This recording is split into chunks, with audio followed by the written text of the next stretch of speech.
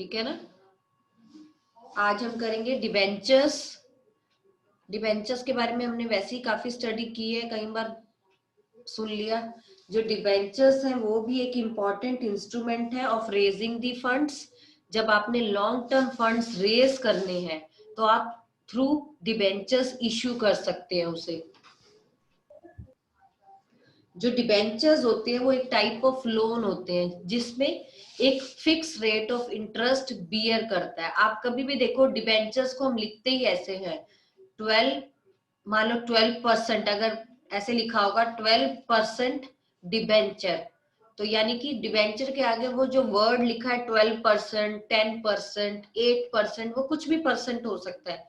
वो परसेंट का मतलब क्या है कि ये इसका रेट ऑफ इंटरेस्ट है। ठीक है ना। अगर आप किसी से 1 लाख के लोन रेज करते हो थ्रू डिबेंचर्स, तो वो बताएगा आपका क्या इंटरेस्ट रेट है। 10% मान लो उस पर इंटरेस्ट है, तो आप बोलोगे 10% जो है डिबेंचर्स, मतलब वो जो परसेंट आगे लिखी होती है वो उसका रेट होता है। तो डिबेंचर्स पे हमेशा जो रेट है वो फिक्स रहता है।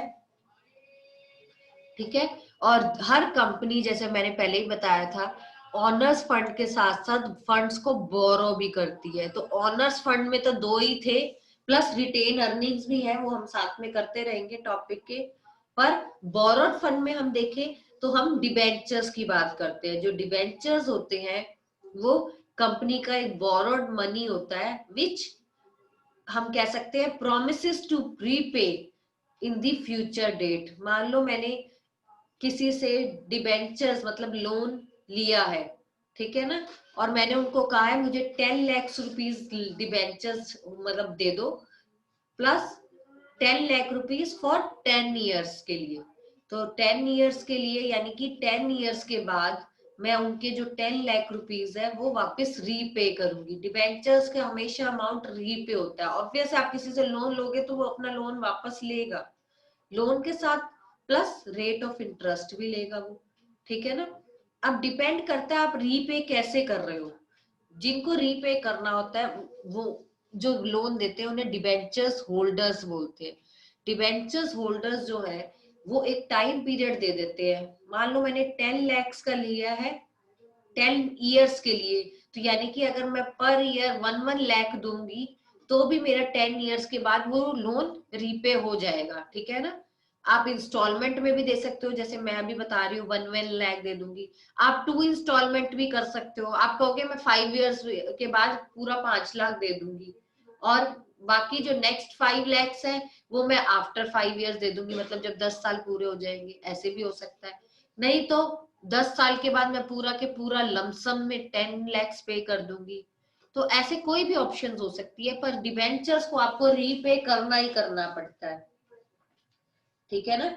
और इसमें एक बात याद रखनी है कि जो इंटरेस्ट है वो आपको देना ही देना पड़ेगा। जैसे मैंने बोला फिक्स रेट हो जाता है। मैंने 10 लाख लिए है 10% पे, तो यानी कि मैं हर साल 10 लाख का जो 10% है वो उन्हें एज अ इंटरेस्ट भी दूंगी। ठीक है ना। तो मतलब मैं अपनी पेमेंट तो जो करूंगी वो तो करूंगी करूंगी प्लस इंटरेस्ट भी दूंगी। पर जो रेट ऑफ इंटरेस्ट होता है वो धीरे धीरे जो है अमाउंट के साथ वो कम होता जाता है। कम कैसे होता जाता है, मान लो मैंने किसी से 10 लाख रुपया लिया है और मैंने उसे कहा है मैं हर साल 1 लाख आपको पे भी करती जाऊंगी, तो पहले साल मैं कितना इंटरेस्ट पे करूंगी 10 लाख के ऊपर। सेकेंड ईयर में कितना पे करूंगी 10 लाख पे नहीं करूंगी। क्यों? क्योंकि 1 लाख मैं उसको दे रही हूँ जो मैंने बोला था। अब मैं 9 लाख पे इंटरेस्ट दूंगी। फिर तीसरे साल में क्या करूंगी, 1 लाख और उसको दे दूंगी, तो यानी कि अब मैं 8 लैक्स पे इंटरेस्ट पे करूंगी। फिर अगली बार 7 लाख पे, फिर 6 लाख पे। ऐसे ऐसे मेरा 1 लाख दिया भी जा रहा है और जो बचा हुआ अमाउंट है उस पे हम इंटरेस्ट देते हैं। ये नहीं कि मैं हमेशा हर बार 10 लाख पे दूंगी, फिर मेरा फायदा क्या होगा पे करने का। तो ये थोड़े से बात ध्यान रखनी है। डिबेंचर होल्डर्स को आप इंस्टॉलमेंट में पे करते रहते हो। पे करते करते आपने इंटरेस्ट जो है आपका कम होता जाता है। जब आप पैसा साथ साथ अपना उतार ही रहे हो तो ऑब्वियस है सारे पे नहीं दोगे। तो ये थोड़ा सा ध्यान रखना है। ये सारा डिबेंचर्स है। डिबेंचर्स को हम कह सकते हैं raise loan through funds capital. हम कैपिटल के थ्रू जो फंड रेज करते हैं उसे और इसका इंटरवल जो है इंटरेस्ट रेट का, अब इंटरेस्ट कब देना है डिपेंड करता है इंटरेस्ट रेट कब देना है। हो सकता है 6 मंथ्स का रखा हो सकता है 1 ईयर के बाद रखा हो, ठीक है ना। तो अगर मान लो मैंने 10% इंटरेस्ट रखा है तो 10 लाख पे मैं 10% इंटरेस्ट 1 साल के बाद भी दे सकती हूँ, 6 महीने बाद भी दे सकती हूँ। मान लो मेरा टोटल इंटरेस्ट बनता है 10,000 रुपए, तो मैं पहले 5,000 दे दूंगी 6 मंथ्स के बाद, फिर जो बाकी 5,000 होगा मैं फिर अगली बार दे दूंगी। मैंने तो पूरा साल में एक 10,000 पूरा ही करना है ना, तो चाहे मैं 5-5 हजार करके दूं या पूरा एक ही बार में 10,000 दूं, पर इंटरेस्ट जो 10,000 बनता है तो देना ही पड़ेगा। अगली बार 9,000 हो जाएगा इंटरेस्ट, फिर वो मैं 4500 करके दूंगी। हो सकता है अगली बार 8,000 बन जाए इंटरेस्ट, फिर मैं 4,000 4, वो डिपेंड करता है आपने 6 मंथ्स में देना है या फुल ईयर का एक ही बार देना है। तो जो डिबेंचर्स होते हैं वो जीरो इंटरेस्ट डिबेंचर्स भी होते हैं, जिनमें कोई इंटरेस्ट रेट नहीं होता, ठीक है ना। जितनी फेस वैल्यू पे आपने लिया होता है उतने पे मिल जाते हैं। तो कई तरह के डिबेंचर्स हमारे होते हैं। अब आ जाता है क्या मेरिट्स है डिबेंचर्स लेने की। सबसे पहला तो डिबेंचर्स वही प्रेफर करते हैं जिन्हों जो रिस्क नहीं उठा सकते। जैसे मैंने पहले ही बोला था, जो एडवेंचरस होते हैं वही इक्विटी कर सकते हैं, पर जो एडवेंचरस नहीं है, जो बहुत डरते हैं, जिनको लगता है मैंने जितना पैसा दिया मुझे इंटरेस्ट के साथ उतना वापस आ जाए, मुझे एक्स्ट्रा की जरूरत नहीं है, तो जिनको फिक्स्ड इनकम चाहिए इंटरेस्ट के रूप में, वो प्रेफर करते हैं डिबेंचर्स में जाने का, ठीक है ना। डिबेंचर्स जो होते हैं वो फिक्स चार्ज जो है रेट इंटरेस्ट करते हैं, और प्रॉफिट से इनको कोई लेना देना नहीं होता। कंपनी में जितना मर्जी प्रॉफिट्स हो, कंपनी में लॉस हो, इनको कोई लेना देना नहीं है, इनको जो रेट ऑफ इंटरेस्ट है वो मिलेगा ही मिलेगा, ठीक है। सेकंड आ जाता है, थर्ड आ जाता है issue of debenture is suitable in a situation when sales and earnings are stable. जब आपकी सेल्स एंड आपके प्रॉफिट्स या अर्निंग स्टेबल चल रहे हैं, एक जैसे से चल रहे हैं, तो आप डिवेंचर्स को इश्यू कर सकते हो। क्योंकि डिवेंचर इश्यू करना मतलब क्या है, लोन लेना। लोन तभी लोगे जब आपकी अच्छी सेल हो, तभी तो पे कर पाओगे। तो डिवेंचर्स आप इश्यू कर सकते हो जब आपकी सेल्स और अर्निंग स्टेबल हो। फिर आ जाता है डिबेंचर्स का ये सबसे बड़ा मतलब ये कंपनी के लिए मेरिट है कि इनके पास कोई वोटिंग राइट्स नहीं है। ना ही इनके पास वोटिंग राइट्स है, तो ना इनका कोई कंट्रोल होता है ऑर्गेनाइजेशन पे, ना ही ये इक्विटी पे या प्रेफरेंस वालों पे कोई अपना हक जमा सकते हैं। सिर्फ इनका काम है अपना इंटरेस्ट लेना, अपने पैसे वापस लेना, वो इनको मिल जाते हैं, ठीक है। फिर नेक्स्ट आ जाता है लेस कॉस्टली। अगर आप डिवेंचर से इश्यू करते हो एज कंपेयर टू प्रेफरेंस या इक्विटी, ये लेस कॉस्टली पड़ता है। मैंने कई बार बताया बोरो करना ज्यादा इजी है, अपना पैसा लगाना मुश्किल होता है, क्योंकि आपने इंटरेस्ट पे करना है और इंटरेस्ट पेमेंट करना टैक्स डिडक्टेबल है। मींस जब आप टैक्सेस पे करने लगते हो तो आपको काफी एग्जम्पशन मतलब छूट मिलती है जब आपने लोन ले रखे हो। तो लोन लेना और उस पे इंटरेस्ट पे करना टैक्स डिडक्टेड है, तो कहीं ना कहीं टैक्स में फायदा ही मिलता है, इसलिए भी डिबेंचर्स लेना ठीक रहता है। अब क्या है, लिमिटेशंस पे आ जाते हैं। सबसे बड़ी लिमिटेशंस इसकी क्या है, लोन है। लोन तो लोन ही है, एक परमानेंट बर्डन है कंपनी के ऊपर। कंपनी की अर्निंग्स हो ना हो, एक कंपनी के ऊपर बर्डन रहता है कि कंपनी ने इसको इंटरेस्ट पे करना है और इसका सारा रीपेमेंट करनी ही करनी है। 10 साल बोले तो 10 साल में देना ही पड़ेगा, कोई ऑप्शन ही नहीं होता, ठीक है। चाहे कंपनी की अर्निंग्स लो चल रही हो, चाहे कंपनी में फ्लक्चुएशंस चल रही हो, कभी अच्छा प्रॉफिट कभी कम, पर इसको तो इंटरेस्ट देना ही देना है। सेकंड आ जाएगा जो रिडीमेबल डिबेंचर्स होते हैं। रिडीमेबल होता है पे करने वाले। आप किसी से भी लोन ले लो, ऑब्वियस है कुछ टाइम के बाद तो देना ही देना है, और अब तो उस टाइम के बाद जब देना ही देना है तो आपको कई बार फाइनेंशियल डिफिकल्टीज भी आ जाती है। अब मान लो मैंने किसी से 10 लाख लिया और मैंने उसको अगले साल का प्रॉमिस मतलब 10 साल होने वाले हैं, अब मुझे अगले साल उसको पे करना है, तो पूरी वो बिजनेस जो है या कंपनी जो है हिल जाती है इतना इतना पैसा पे करने में। तो कहीं ना कहीं कंपनी के अंदर बहुत पैसे का लॉस हो जाता है। कई बार ऐसा होता है कि फाइनेंशियल स्टेबिलिटी नहीं होती, तो फाइनेंशियली बड़ा डिफिकल्ट हो जाता है। थर्ड आ जाता है बोरिंग कैपेसिटी है इसकी। अगर आपने डिबेंचर्स इश्यू कर रखे हैं तो कंपनी को आगे बोरो करने में मुश्किल आती है, क्योंकि पहले ही आपने एक कंपनी से लोन ले रखा है, आपको दूसरी कंपनी और देगी लोन तो वो जल्दी नहीं देगी। क्यों? क्योंकि डिबेंचर्स लेने के लिए आपको सिक्योरिटी रखनी पड़ती है, कुछ गिरवी रखना पड़ता है, और फिर पहले ही आपने गिरवी रख रखा है तो आप क्या क्या गिरवी रखोगे। तो एक बार डिबेंचर्स ले लेने पे आपको मुश्किल होती है आगे और बोरिंग करने में, लोन लेने में। क्लियर? किसी को कोई डाउट डिबेंचर्स के टॉपिक में? बहुत इजी सा टॉपिक था डिबेंचर्स का। ये पार्ट ऑफ एक लोन है, आप इसको ऐसे याद रखेंगे तो आपके लिए इजी हो जाएगा। जब एक लोन आप लेते हो किसी कंपनी से तो आपको पता होना चाहिए। चाहे तो इसके आप थोड़ा सा लिख लेते हैं। लिखिए फर्स्ट, पहले डिबेंचर्स की एक डेफिनेशन लिखिए। अभी मैंने आपको सारा एक्सप्लेन किया, मैं फटाफट से मेरिट्स और डीमेरिट्स के पॉइंट लिखवा देती हूँ और एक डेफिनेशन, ताकि आपको और इजी हो जाएगा। Debentures include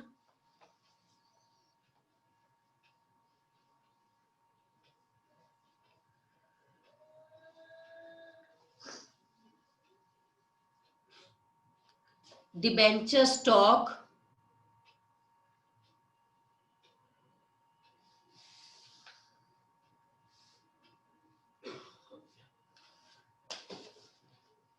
bonds or any other instruments.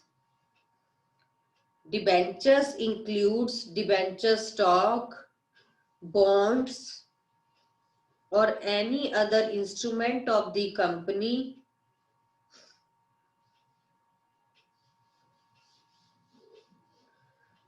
whether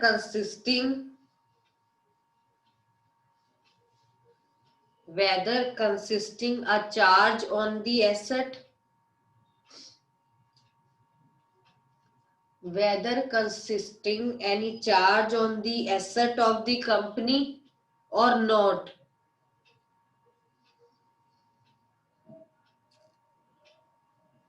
तो डिबेंचर्स क्या है? स्टॉक भी हो सकता है, कोई बॉन्ड्स भी हो सकते हैं, कोई भी इंस्ट्रूमेंट हो सकता है जिसमें कोई चार्ज ऑफ एसेट हो भी सकता है और कई बार नहीं भी होता। ठीक है ना? चार्ज ऑफ एसेट का मतलब क्या है कि कभी भी कोई डिबेंचर्स आप लेते हो तो सिक्योरिटी रखनी पड़ती है, पर कई बार अनसिक्योर्ड वाले भी होते हैं, कोई कहीं ऐसे दे भी देते हैं इंटरेस्ट पे।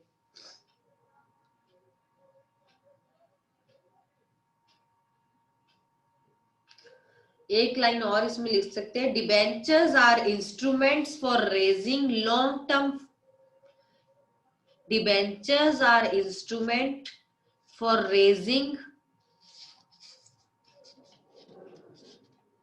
long term debt capital,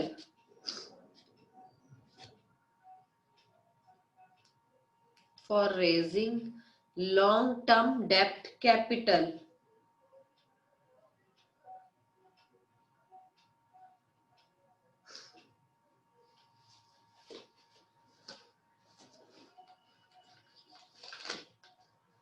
और जो होल्डर्स होते हैं डिबेंचर सर्टिफिकेट के, उन्हें डिबेंचर्स होल्डर कहते हैं, ये ध्यान रखना है। ठीक है ना? जो ये होल्डर्स होते हैं डिबेंचर्स के, उन्हें डिबेंचर्स होल्डर कहा जाता है।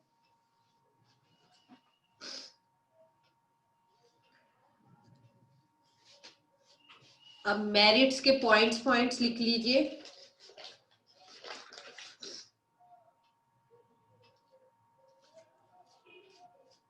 First is low cost,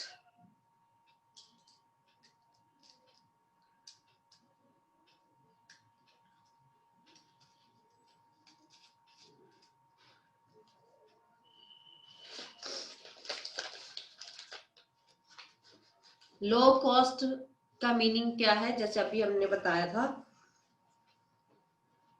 cost of raising the debentures are less costly, मतलब ये सबसे चीपेस्ट सोर्स है of raising the finance,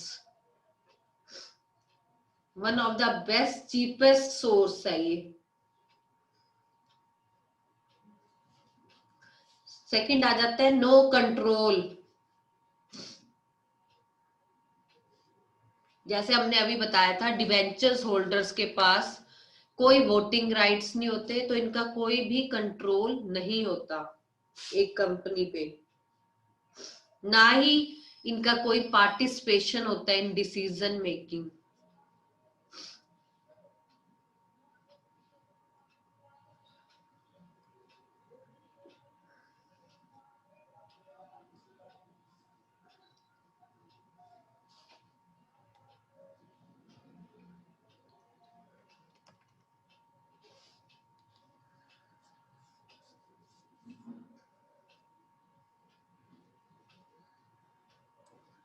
next merit आ जाएगा attract large number of investors. First point है जो इसमें एनसीईआरटी में, attract large number of investors. क्यों? क्योंकि ये ज्यादातर वही प्रेफर करते हैं जिनको फिक्स्ड इनकम चाहिए।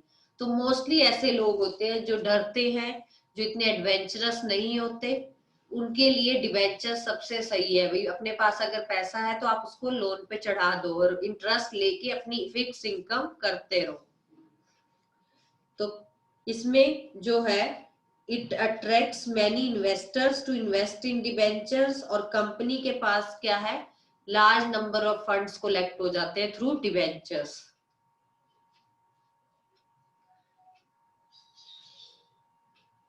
फिर लास्ट पॉइंट, फिफ्थ पॉइंट का पॉइंट बनेगा interest is treated as an expense. Interest is treated as an expense, क्योंकि अभी हमने बताया जो भी इंटरेस्ट हम पे करते हैं डिबेंचर्स होल्डर को, वो कंपनी का एक एक्सपेंस होता है और ये डिडक्टेड होता है अंदर इनकम टैक्स। तो इनकम टैक्स से हमें इसमें एग्जम्पशंस मिलती है while calculating the income tax. जब हम निकालते हैं तो जो भी कंपनीज इंटरेस्ट ऑन डिबेंचर्स पे करती है तो उन्हें डिडक्शन मिलती है। सो जितनी लायबिलिटी होगी उतना ही आपका टैक्स रिड्यूस होता जाता है। इसीलिए हमने इसमें बात भी की, जो इंटरेस्ट पेमेंट ऑफ डिबेंचर है वो टैक्स डिडक्टेबल है।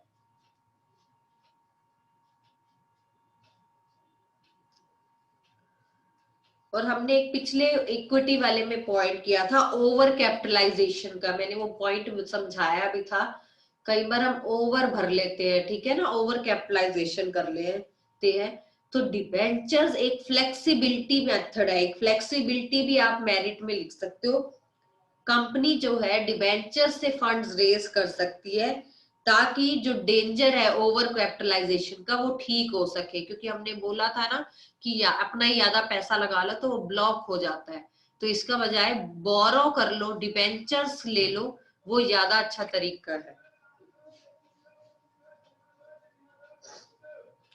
क्योंकि जो डिबेंचर्स होते हैं उनको आप रिडीम करते हो, रिडीम मतलब आप रीपे कर देते हो उनको, और जब एक बार रीपे हो जाते हैं तो आपकी कैपिटल स्टेबलाइज हो जाती है। अब आ जाते हैं डीमेरिट्स के पॉइंट्स।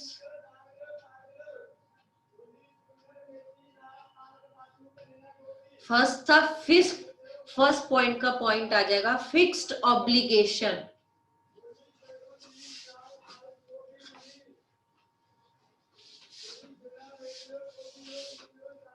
फिक्स्ड ऑब्लिगेशन जैसे मैंने अभी बताया था, इसका सबसे बड़ा डीमेरिट है कि एक फिक्स्ड रेट ऑफ इंटरेस्ट होता है जो आपको पेमेंट करनी पड़ती है वेदर देयर इज प्रॉफिट्स और लॉसेस। तो कई बार कंपनी को बोरो भी करना पड़ जाता है इंटरेस्ट पे करने के लिए भी। तो ये एक फिक्स्ड ऑब्लिगेशन है, मतलब एक ड्यूटी है कंपनी की कि आपने इंटरेस्ट पे करना ही करना है।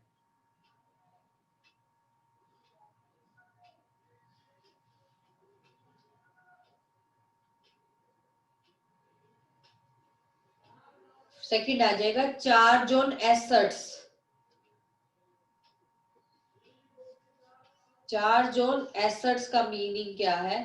कंपनी को जब भी डिबेंचर्स रिडीम करने हैं, ठीक है, चाहे कंपनी के पास अच्छे प्रॉफिट्स नहीं चल रहे, फिर भी उनको रेगुलर पेमेंट में इंटरेस्ट भी पे करना है और अमाउंट भी रीपे करना है। तो ऐसी सिचुएशन में क्या होता है, उनको अपनी एसेट्स तक गिरवी रखनी पड़ती है। देखो हर समय पीरियड अच्छा नहीं होता कंपनी का, कभी कभी डिप्रेशन भी चल रहा होता है कंपनी में, ठीक है ना, प्रॉफिट्स नहीं हो रहे होते। ऐसे केसेस में भी इनको देना पड़ता है। तो कहीं ना कहीं एक चार्ज हो जाता है हमारे ऊपर।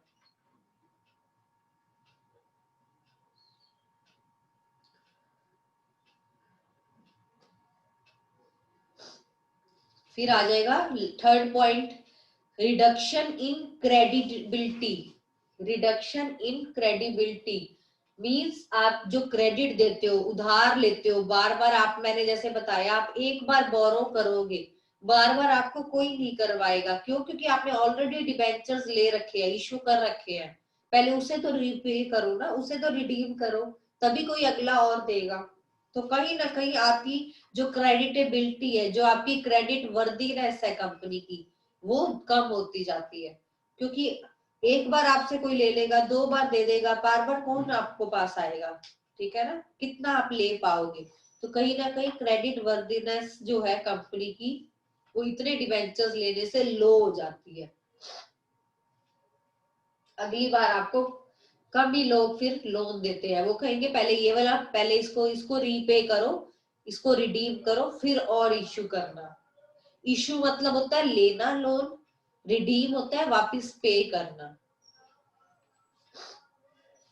इसमें एक लाइन और भी हम जोड़ सकते हैं, नो वोटिंग राइट्स। ये भी बहुत बड़ा डीमेरिट है। जो डिबेंचर्स होल्डर्स होते हैं, they are not allowed to vote in the management of company. तो जितने भी डिसीजंस होते हैं वो शेयर होल्डर्स ही लेते हैं, इनके पास कोई वोटिंग राइट्स नहीं होते। No voting rights.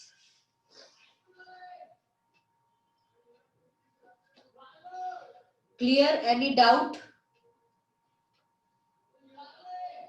Yes Rahul, आपको क्लियर है सारा? राहुल, हाँ जी हाँ जी। राहुल कितने दिन बाद क्लास में आए हो? डेट याद है पिछली क्लास कब लगाई थी? मैं याद दिलाऊं? हाँ जी राहुल, रेगुलर आया करो। आप लोगों को पता ही है ये टॉपिक फिर बार बार उतने अच्छे तरीके से नहीं समझा पाते। अगर आप अभी फेस टू फेस आओगे आगे सामने, तो एटलीस्ट रेगुलर हो जाएगा। और आपको कोई भी प्रॉब्लम है तो आप पूछ सकते हो। अगर आपको मैं रिकॉर्डिंग देख लेता हूँ तो रिकॉर्डिंग से प्रॉब्लम्स नहीं सॉल्व होती, जितनी आप फेस टू फेस अभी पूछ सकते हैं। अब ये डिबेंचर्स का टॉपिक यहाँ कंप्लीट हो गया हमारा, मेरिट्स भी किए, डी मेरिट्स भी किए। किसी को कोई पॉइंट में डिफिकल्टी है तो प्लीज अभी पूछ लीजिए। हाँ जी, क्लियर है सबको? No doubt? Yes ma'am. अब इसी में आ जाता है एक वैसी छोटा टॉपिक की difference between shares and debentures. अभी तो हमने पीछे इक्विटी और प्रेफरेंस में डिविडेंड कर रहे था ना डिफरेंस। अगर अब हम कहें कि एक शेयर्स और एक डिबेंचर्स में डिफरेंस करना हो तो कैसे करेंगे? देखिए, जो शेयर्स है वो पार्ट ऑफ फंड्स है, ओनर का फंड है, जबकि डिबेंचर्स क्या है? बोरोड फंड्स है। जो शेयर्स होते हैं उन्हें शेयर होल्डर्स कहा जाता है। जिनके पास डिबेंचर्स होते हैं, जो क्रेडिटर्स होते हैं कंपनी के, उन्हें डिबेंचर्स होल्डर्स कहा जाता है। फिर वोटिंग राइट्स की बात करते हैं। शेयर्स होल्डर्स के पास वोटिंग राइट्स होते हैं, उनके पास कोई वोटिंग राइट्स नहीं होते। कंट्रोल की बात करते हैं। Control of the company equity share holders के पास होता है, डिबेंचर होल्डर्स के पास कोई कंट्रोल नहीं होता। फिर रिटर्न की बात करते हैं। इक्विटी शेयर होल्डर्स को रेगुलर रिटर्न नहीं मिलते, वो तो जब प्रॉफिट्स होंगे तब मिलेंगे, जबकि डिबेंचर होल्डर्स को रेगुलर इंटरेस्ट जो है वो हम पे करते रहते हैं। सिक्योरिटी की बात करते हैं। इक्विटी शेयर होल्डर्स लेने के लिए आपको कोई भी एसेट्स की सिक्योरिटी नहीं रखनी पड़ती, लेकिन डिबेंचर्स को इशू करने के लिए आपको अपनी कोई ना कोई एसेट्स को मॉर्गेज करना पड़ता है, गिरवी रखना पड़ता है। रिडम्पशन की बात करते हैं, पैसा आपको वापस मिलना। इक्विटी शेयर होल्डर्स में तो बहुत जल्दी पैसा रिडीम नहीं होता, वो कभी मिलेगा जब at the time of winding up, जब कंपनी बंद होगी तभी मिलेगा। लेकिन डिबेंचर्स होल्डर में जो टाइम पीरियड फिक्स किया हुआ है, 10 इयर्स, 20 इयर्स, 15 इयर्स, 5 इयर्स, उस के पीरियड में आपको रीपे करना पड़ता है। फिक्स पीरियड ऑफ टाइम जो है आपका फिक्स रहता है। इसमें अगर रिस्क लेवल में बोले तो शेयर होल्डर्स में ज्यादा रिस्क है, जबकि डिबेंचर्स में कम रिस्की है। तो ये उनके लिए ठीक है जो डरते हैं, ठीक है ना, और जो एडवेंचरस है उनके लिए इक्विटी वाला शेयर्स में डील करना, मतलब शेयर्स में डील करना उनके लिए बेटर है। क्लियर? बहुत इजी सा डिफरेंस था, सारे पॉइंट्स आपको पता थे, ठीक है। जो इनके मेरिट्स और डीमेरिट्स हैं वही आप डिफरेंस की फॉर्म में ये अपने टॉपिक अपने नोटबुक में लिख लेना, difference between shares and debentures.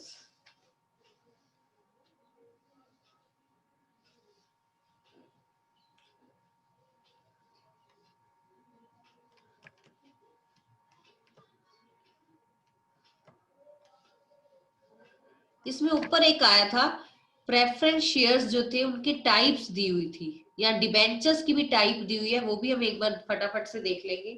First हम प्रेफरेंस की जो है टाइप्स देख रहे हैं, ये थोड़ी सी आपको पता होनी चाहिए, 1 मार्क में आ जाती है।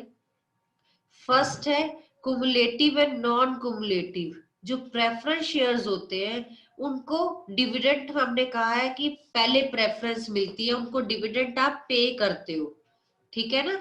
तो कई प्रेफरेंस शेयर होल्डर्स ऐसे होते हैं जिनको डिविडेंड उस समय नहीं मिलता, उनका अनपेड होता है, ठीक है, सेम ईयर पेड नहीं हो पाता, तो उसे आप क्या कहेंगे, कुमुलेटिव प्रेफरेंस शेयर होल्डर्स। और जिन डिविडेंड्स को आप एक्यूमुलेट नहीं कर सकते, जो पर्टिकुलर, देखो कुमुलेटिव ऐसा है, इजी उसमें बताऊं तो प्रेफरेंस शेयर होल्डर्स को डिविडेंड्स मिलता है, और एक डिविडेंड होता है, मान लो मैंने बोला था इनको डिविडेंड पहले मिलेगा, पर अगर इस साल डिविडेंड्स नहीं हुए, लो अर्निंग्स है, तो क्या होगा, तो उनको अगले साल मिल जाएगा, मतलब अगले साल का तो मिलेगा मिलेगा, प्लस पिछले ईयर वाला भी इनको साथ ही मिल जाता है। वो होता है कुमुलेटिव, मतलब जितना अनपेड है वो सारा इकट्ठा होता जाएगा और बाद में मिल जाएगा, चाहे 1 ईयर 2 ईयर्स का एक साथ ही मिल जाए। नॉन कुमुलेटिव में क्या होता है, डिविडेंड को एक्यूमुलेट नहीं करते, जिस साल मिलना है मिलेगा, अगर नहीं मिला तो नहीं मिलेगा। वो पहले ही बता देते हैं कि कौन से वाले आप प्रेफरेंस हो, कुमुलेटिव वाले हो या नॉन कुमुलेटिव हो। ऐसे ही है participating and non participating. Preference shares जो होते हैं उनको राइट होता है पार्टिसिपेट करने का, ठीक है ना, जैसे इक्विटी शेयर होल्डर्स को मिलता है। तो जो पार्टिसिपेट करना चाहते हैं, ठीक है, सरप्लस में क्या बचेगा क्या नहीं करेंगे, तो वो preference share holders participating preference share holders हो जाते हैं। नॉन पार्टिसिपेशन है जिनको कोई राइट्स नहीं मिलते प्रॉफिट्स में, वो नॉन पार्टिसिपेटिंग। फिर आ जाता है कन्वर्टिबल एंड नॉन कन्वर्टिबल। जो प्रेफरेंस शेयर्स को आप कन्वर्ट कर सकते हो, कई कंपनीज में ना आपको एक पर्टिकुलर टाइम पीरियड के बाद ऑप्शंस मिलती है कि आप अपने शेयर्स को कन्वर्ट करना चाहते हो। तो जो कन्वर्ट करना चाहेंगे इक्विटी में, ठीक है, उन्हें कन्वर्टिबल प्रेफरेंस शेयर्स कहते हैं। जो कहते हैं नहीं हमें ऐसे ही रहना है, वो नॉन कन्वर्टिबल हो जाते हैं, मतलब जो कन्वर्ट नहीं होना चाहते इक्विटी शेयर्स में, उन्हें नॉन कन्वर्टिबल कहते हैं। क्लियर तीनों?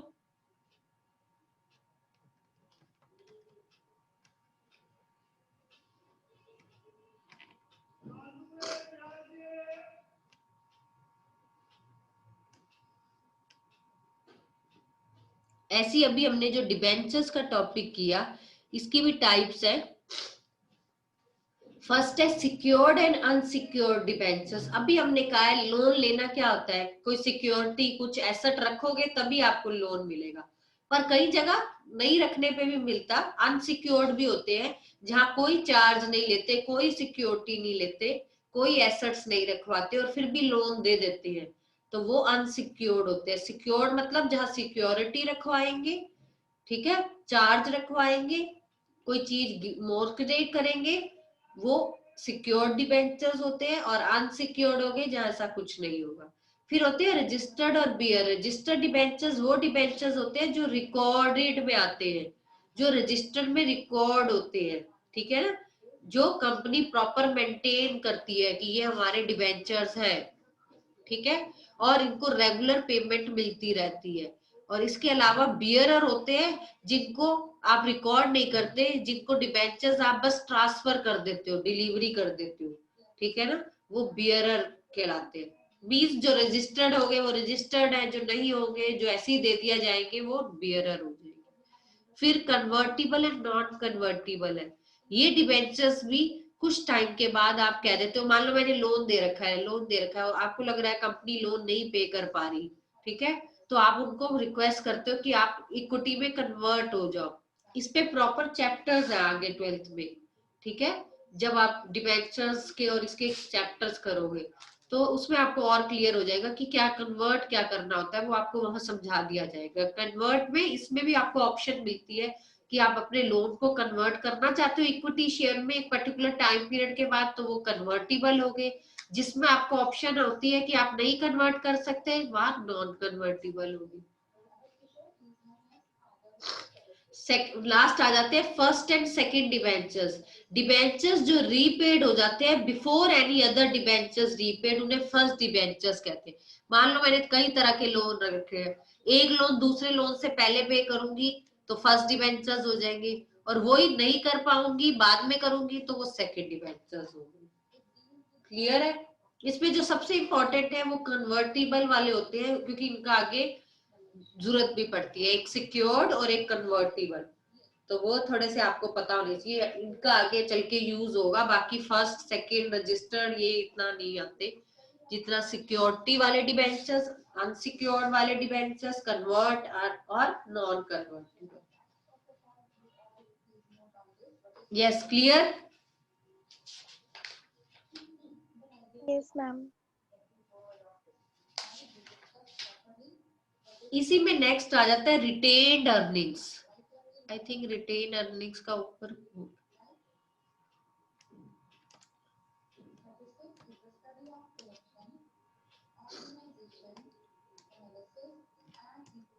रिटेन अर्निंग्स हमने कहा था ये पार्ट ऑफ प्रॉफिट्स ही होता है, और ये ऑनर्स फंड में आता है, हमने कई बार इनका नाम पढ़ लिया। रिटेन अर्निंग्स जो होती है वो अर्निंग्स होती है जो आप अर्निंग्स कर रहे हो और उसी को आप बाद में सेव करके रख लेते हो ताकि बाद में इसका यूज हो सके, उन्हें रिटेन अर्निंग्स कहते हैं। आई थिंक इसमें हमारे टॉपिक में नहीं है, लेकिन हमारे जो हमने भी फ्लो चार्ट किया था इसमें हमारा गिवन था, तो ये इंपॉर्टेंट है, ये दिया हुआ सर, सॉरी दिया हुआ रिटेन्ड अर्निंग्स। इसके बारे में हम थोड़ा सा समझ लेते हैं, what is retained earnings. Retained earnings को हम फ्लोइंग बैक ऑफ प्रॉफिट्स भी कहते हैं। Flowing back of profits means क्या होता है कि जो प्रॉफिट्स आया उसी को वापस बैक मतलब वापस से अपनी कंपनी में डाल देना, ठीक है, इन्हें रिटेन अर्निंग्स भी कहते हैं। इसे सेल्फ फाइनेंसिंग भी कहते हैं, मतलब अपना ही पैसा फिर से फाइनेंस करना। इंटरनल फाइनेंसिंग भी कहते हैं क्योंकि अंदर ही अंदर कंपनी में रिटेन होते हैं। इन्हें रिजर्व्स एंड सरप्लस के नाम से भी जाना जाता है। मेनली इनका नाम होता है फ्लोइंग बैक ऑफ प्रॉफिट्स। जो भी प्रॉफिट्स अवेलेबल होते हैं ऑर्गेनाइजेशन में वो डिपेंड करते हैं आपका कितना प्रॉफिट्स हो रहा है, कितनी आपकी डिविडेंड की पॉलिसी है, क्या आपकी कंपनी की एज हो चुकी है, मतलब कितनी लंबा आपकी ऑर्गेनाइजेशन है, उस पर डिपेंड करता है। मान लो मेरी कंपनी स्टार्ट है और मैं डिविडेंड पे कर रही हूँ, पर मैं रेगुलर डिविडेंड पे कर रही हूँ, अब 2 साल बाद मैंने सोचा अब डिविडेंड पे नहीं करना, अब पैसा बचाना है। क्यों? क्योंकि कंपनी के लिए कुछ रिजर्व में पैसा रखना है, क्योंकि आने वाले टाइम में हो सकता है कंपनी को एक्सपेंशन देनी हो, कंपनी में कुछ चेंज लाना हो, तो पैसा कहाँ से आएगा? यही पैसा जो हमने रिटेन करके रखा हुआ, जैसे घर में हम अपनी सेविंग्स करके रखते हैं, वो हमारी पार्ट ऑफ इनकम ही होता है, उसी में से हम बचा के रखते हैं और उसी से हम कुछ खरीद लेते हैं, कुछ बनवा लेते हैं, तो वो क्या होगा? रिटेन अर्निंग्स होगी। रिटेन अर्निंग्स को आप अनडिस्ट्रीब्यूटेड प्रॉफिट्स भी कहते हो, जो आप सब कुछ देने के बाद कुछ हिस्सा निकाल लेते हो। हर company taxes, interest, dividend pay करने के बाद थोड़ा सा पैसा अपने लिए रख लेती है, सेव कर लेती है, जिसे रिटेन्ड अर्निंग्स कहा जाता है। और इन चीजों का कहाँ यूटिलाइज होता है? For the expansion and growth of the companies. Company में कुछ एक्सपेंड करना है, कुछ ग्रोथ करनी है, तो ये एक इम्पोर्टेंट सोर्स ऑफ फाइनेंस है, इसीलिए इसे सेल्फ फाइनेंसिंग भी कहा जाता है। सेल्फ फाइनेंसिंग मींस अपने ही पैसे को खुद से फाइनेंस करना। इसमें जो टॉपिक्स डिलीटेड है वो आपको मैं साथ साथ बताती रहूंगी, ठीक है।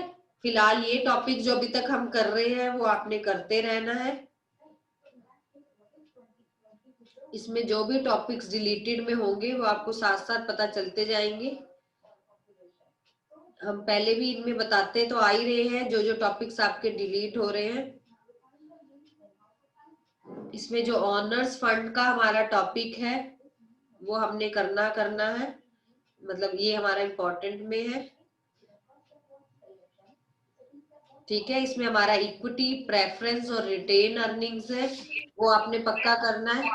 इसके अलावा जीडीआर और एडीआर है, आपने वो भी करना है, और आईटीआर का कॉन्सेप्ट है। इसके अलावा आपके पास डिबेंचर्स, लोन्स का टॉपिक है, वो भी आपने करना है। तो काफी टॉपिक्स है इसमें जो करने वाले हैं। एक डिफरेंस था ऑनर्स और बोरोड फंड में, वो शायद हमने अभी किया था, वो भी करना है, कर लिया हमने, वो भी करना है। तो आपको जो टॉपिक कटे होंगे वो मैं करवाऊंगी नहीं, पर अभी हमने इक्विटी किया, प्रेफरेंस किया, डिबेंचर्स किया, ये तीनों टॉपिक हमारे इंक्लूडेड है, प्लस हमने डिफरेंस किया, वो हमारे टॉपिक इंक्लूडेड में है, ठीक है। और ये रिटेन अर्निंग